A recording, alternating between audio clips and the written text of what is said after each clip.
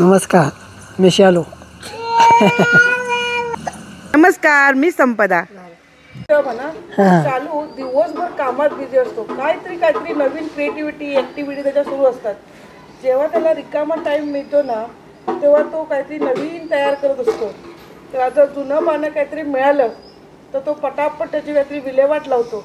चांगला असेल त्याची चांगला वापर करून घेतो. वॉचमन काही सुद्धा करत नाही, नुसती बडबड काहीतरी कटकट करत बस. पण आता आमचा शालू काय करतोय? शालू तू काय करतोय? मॅडम, मी काम हे चाललंय, कोथिंबीर पेरायचं आहे. यामध्ये हे जरा माती वगैरे साफ करून घाण काढून घेतोय आणि बॉक्स तयार करतोय माती वगैरे घालून. यामध्ये कोथिंबीर पेरायची आहे. यामध्ये याच्यामध्ये कोथिंबीर येणार काय? येणार की येते टोकरी. शालू आता हे कुठे नेतोय? हे सावलीला आतमध्ये नेऊन त्यामध्ये कोथिंबीर पेरायची असते. बरं ठीक आहे, घेऊन ये. टाकावापासून टिकाऊ कसं करावं हे आमच्या शालूकडून शिकावं. शालू, तुला माहिती आहे का हे कसं पेरायचं असतं? पण अक्क घालत असतं की तुकडे करायचे? आहे माहिती. याचे 2 भाग असे चोळून करायचे असतात बेचे, आणि पुन्हा असे टोकायचे असते. असे एवढे टीचभर अंतरावर अशी टोकायची असते आणि असं ते याचे 2 भाग चोळून करतात. 2 डाळी झाल्या पाहिजे, मग ते चांगल्या पद्धतीने येतात. शालू फक्त सिक्युरिटीचंच काम करत नाही, त्याला बहुतेक शेतामधलं खूप नॉलेज आहे. शालू कर बघूया कसं ते. असं केलं की 2 भाग होतात का? हो. शालूचं काम सुरू झालं. शालू मला खूप कामात मदत करतो, हे मला काय माहीत नव्हतं. पण शालूकडनं समजलं आज नेमकं कशी लागवड करायची. शालू असं पेरलं तर होत नाही का? होतंय, पण हे आहे करायचं ना. होतंय की, पण जरा पातळ येते जास्त. हे असं असलं की जरा जाट व्यवस्थित जरा हे येतात ना, जाट घट्ट येते. आणि असं केलं की नरम येणार, बारीक. अच्छा. असं जवळजवळ जास्त. नेहमीप्रमाणे काही काम करत असताना माझी पोरगी प्रत्येक ठिकाणी पुढे प्रकारे टोकतोय ते बघा.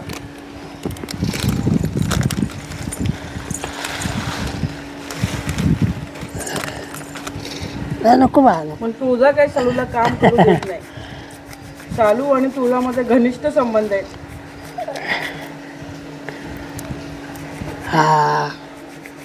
अम्मा, हे आमचं आहे छोटा शेतकरी. तुळजा आणि शालू मधलं कम्युनिकेशन इतकं सुरू झालं. तुळजा काय ऐकत नाही, शालू पण काय ऐकत नाही. तुळजा थांब की ग. दगड एखादा आहे का, ते फरशीचा तुकडा ह्यांना घ्या, इसकाटून टाकल त्यांना. जरा 2 मिनिटं ह्याची होईस तर. सगळ्यात सोपी आयडिया. शालू हातावरती चोळून वैतागला. शेवटी त्यानं दगड घेतलं आणि दगडावरती कामकाज सुरू. आणि साईडला तुळजा हसते. तुळजाला आनंद वाटायला लागला. तुळजा पद्धतशीर. आता हे कसं होतं बेस्ट? हा, व्यवस्थित होत. ही आयडिया सगळ्यात सोपी काय? सोपी. ती माझी लाडाची लेक. पाणी बघणार पाहिजे. पाणी असं झालं पाहिजे. हा, असं सगळं फुटलं पाहिजे, म्हणजे हे बरोबर येत आहे पद्धतशीर. बडवण्यानं बडवतात किंवा ठोंब्यानं असं बडवतात. 2 डाळी करते असं बारीक. नको हाय. हा, हे घ्या.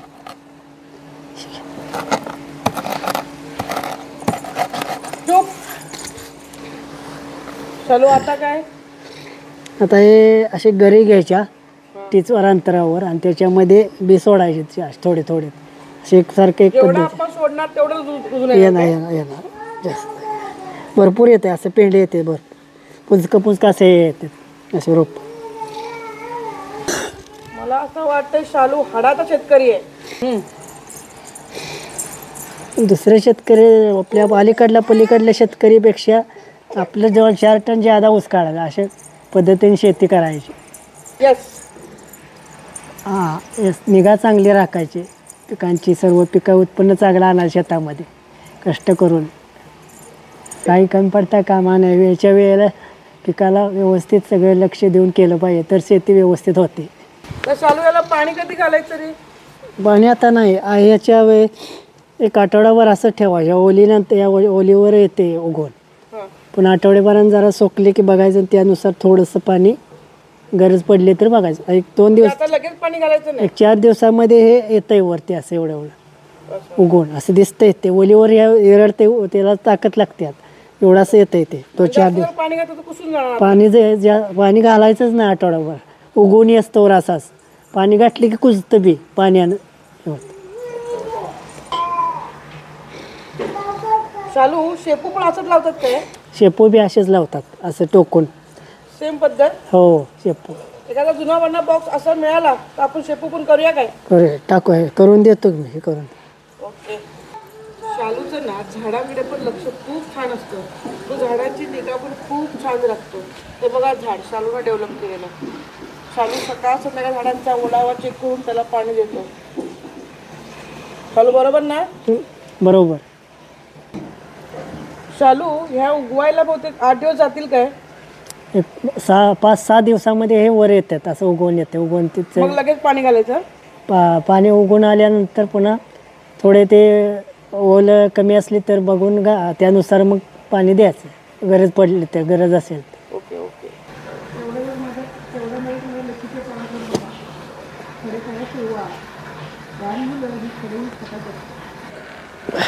एक नंबर मध्ये आहे. अजून किती वेळ लागणार आहे तुला करायला?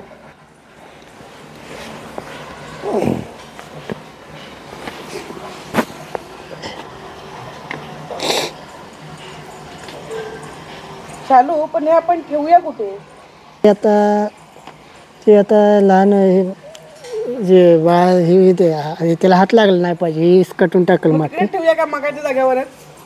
ते तर हां पाठीमध्ये. त्या बाजूला एका बाजूला ठेवूया. चालेल. ओके. चालेल. चालू आता हे शिल्लक राहिल्याचं काय करायचं? ही पुन्हा कशी शिल्लक राहिलेली हे अनेकांदा एक बॉक्स अनेकांदा घ्यायचा आणि त्यामध्ये पूर्ण होत आहे. म्हणजे ही अर्धी झाल्यानंतर तीच परत लावायची काय? हां असं काय. ठीक आहे. म्हणजे आता हे शिल्लक ठेवायचं. एखादा बॉक्स मिळाला हां त्या बॉक्स मध्ये ह्याची अर्धी संपत आली की दुसरी लावायची. म्हणजे आपल्याला घरगुती होते. होत आहे, पूर्ण होत आहे. चालू काय आणलंयस? डब्यातून बटाटे भाजी आणि भाकरी. बस तुला 3 कपाला डबा नाही ना. आपण तुला दिवाळीत गिफ्ट करूया. भाकरी साधे जेवण आणलेलं आहे. बरोबर. की हॉटेलमध्ये जाऊया? हॉटेलमध्ये नको, आपलं आहे अंडे. तर चालू हे नेऊन ठेवूया तिथं. हे नेऊन Parking मध्ये तिथे ठेवूया. पार्किंगमध्ये एका बाजूला ठेवूया.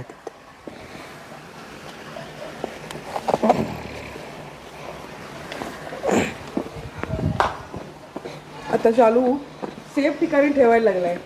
म्हणजे इटुकीनं काही हात बीत लावता कामा नये म्हणून. आता लहान मुलं काय औषध टाकून मोकळे होतात.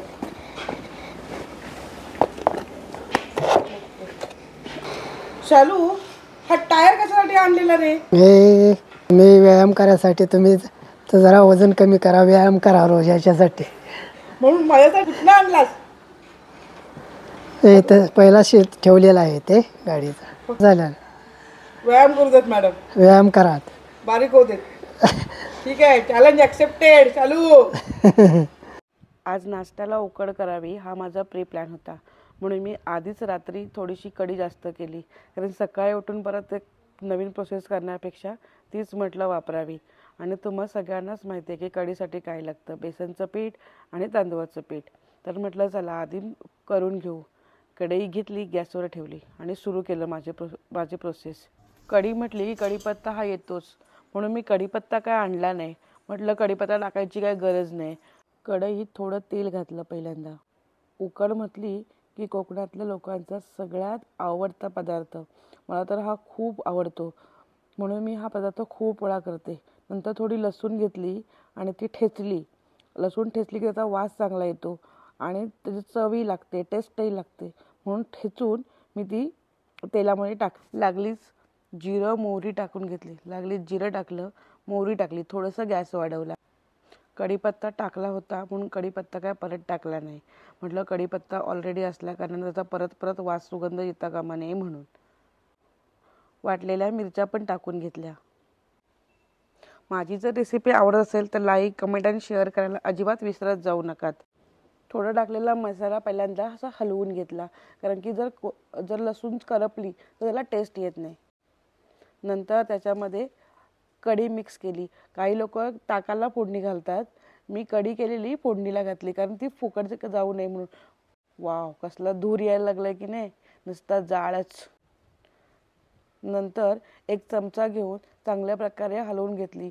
थोडंसं घट्ट झाल्याचं वाटलं म्हणून मी थोडे पाणी टाकून घेतलं. नंतर पहिल्यांदा टाकलं भाकरीचं पीठ, म्हणजे आमच्याकडे कोकणामध्ये तांदूळाचं पीठ घालतात. तांदळाचं पिठानंतर त्याच्यामध्ये आम्ही बेसनचं पीठही ॲड करतो, कारण की बेसनच्या पिठाने थोडंसं घट्ट होतं म्हणून, आणि त्याची चवही थोडीशी वेगळी लागते. नुसते तांदळासारखी लागत नाही म्हणून आम्ही बेसनही ॲड करतो. आणि त्याच्या गुठळ्या होऊ नयेत म्हणून त्याला कंटिन्यू हलवत राहतो. आतल्या गुठळ्या संपूर्ण मोडेपर्यंत त्याला चमच्याने पूर्णपणे गुठळ्या मोडत राहायचं, कारण की जर नुसतं गुठळ्या राहिल्या तर नुसतं पीठ लागू नये यासाठी. फायनली माझं असं सारण तयार झालं. आता खायलाही छान, दिसायला पण छान. माझी ही उकड त्याच्यावर तेल घालून कोथिंबीर घालून खायला घेतलं. हा माझा नाश्ता रेसिपी. शालूची क्रिएटिव्हिटी तुम्हाला कशी वाटली ही मला कमेंट करून सांगालच. लागलीच माझ्या चॅनलला सबस्क्राईब करा. थँक्यू.